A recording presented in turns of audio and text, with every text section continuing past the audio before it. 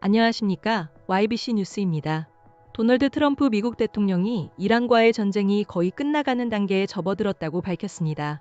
파키스탄에서 종전협상이 재개될 가능성이 높아지고 있다는 소식에 국제사회의 이목이 집중되고 있습니다. 트럼프 대통령은 일부 사전 공개된 폭스 비즈니스 인터뷰에서 이란 전쟁 종식 임박을 시사하며 종료되는 상태에 아주 근접했다고 본다고 말했습니다. 또한 파키스탄 이슬라마바드에 체류 중인 뉴욕포스트 기자와의 전화 인터뷰에서는 앞으로 이틀 안에 이란과의 종전협상과 관련해 뭔가 일어날 수도 있고 우리가 그곳으로 갈 가능성이 더 커졌다고 밝혔습니다. 트럼프 대통령은 이러한 가능성이 커진 이유로 파키스탄군 아심 무니르 총사령관이 매우 잘하고 있기 때문이라고 언급했습니다. 뉴욕포스트는 무니르 총사령관이 1차 종전협상 성사 과정에서도 핵심적인 역할을 수행했다고 전했습니다. 트럼프 대통령은 무니르 총사령관을 환상적이라고 칭찬하며 협상 장소로 파키스탄이 유력함을 시사했습니다. 이는 스위스 제네바에서 2차 협상이 열릴 수 있다는 일부 관측과는 다른 발언으로 해석됩니다.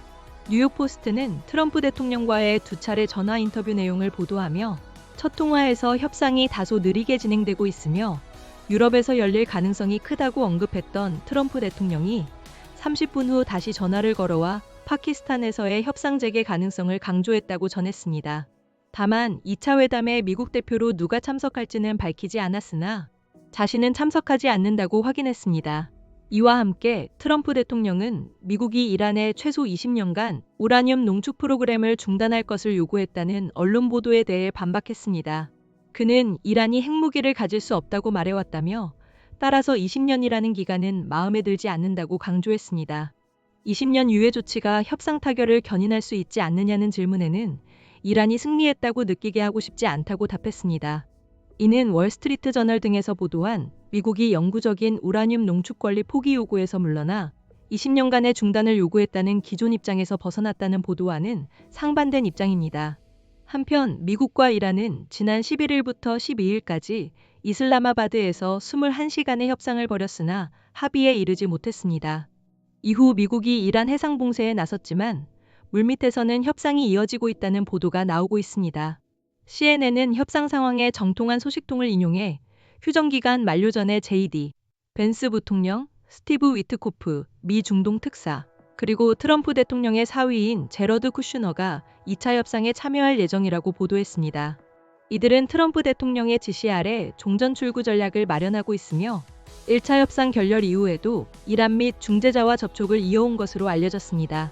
벤스 부통령 역시 대통령이 합의를 만들고자 할 때 그는 작은 합의가 아닌 중대한 합의, 즉 그랜드 바겐을 만들고 싶어 한다고 말했습니다. 이란 역시 대화의 동력을 이어가려는 움직임을 보이고 있습니다. 블룸버그 통신은 이란이 미국의 해상 봉쇄를 시험하다 협상이 무산되는 상황을 피하기 위해 호르무즈 해협을 통한 운송을 일시 중단하는 방안을 고려하고 있다고 보도했습니다.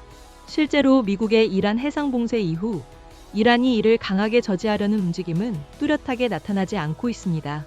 미 중부사령부는 이란 항구를 이용하는 선박에 대한 미국의 봉쇄 작전을 뚫고 통과한 선박은 없다고 밝혔습니다.